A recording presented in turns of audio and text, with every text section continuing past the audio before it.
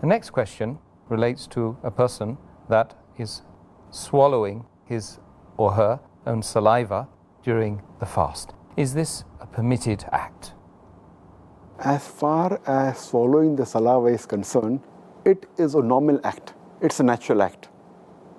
And today science tells us that there are several liters of saliva being secreted by the salivary gland every day. And it is normal, it's natural that the saliva, a human being gulps it down, he swallows it, and this can't be avoided. And Allah says in the Quran, in Surah Baqarah, chapter number 2, verse number 185, when it tells you that you should fast for the full month of Ramadan, and those who are ill on a journey, they can make up the period later on. Then it says, Allah subhanahu wa ta'ala wants to make it easy for you and does not want to put you in a difficulty. Allah says in Surah Hajj, chapter number 22, verse number 78, Allah subhanahu wa ta'ala does not want to give you hardship in your deen, in your religion.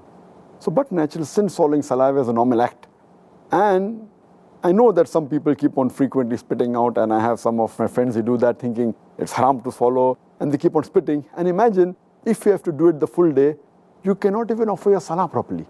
Because when you offer salah, it takes a few minutes, and in few minutes also saliva gets gathered. So will you be concentrating on spitting the saliva out or on Allah subhanahu wa ta'ala? If you're reading the Quran, you'll have to keep on spitting outside, always. And I know some people who always keep maybe a container, always spitting out, not knowing the ruling. So if a person swallows the saliva, normal saliva which comes in the mouth, it cannot be avoided at all. Same way a person, when he breathes the dust, which a person goes to a city which is polluted, and there's dust particles, and you breathe that, and some of it goes in your lungs, or it goes. So it's all this is permissible, because this is a normal day-to-day act, and these do not violate your fast at all.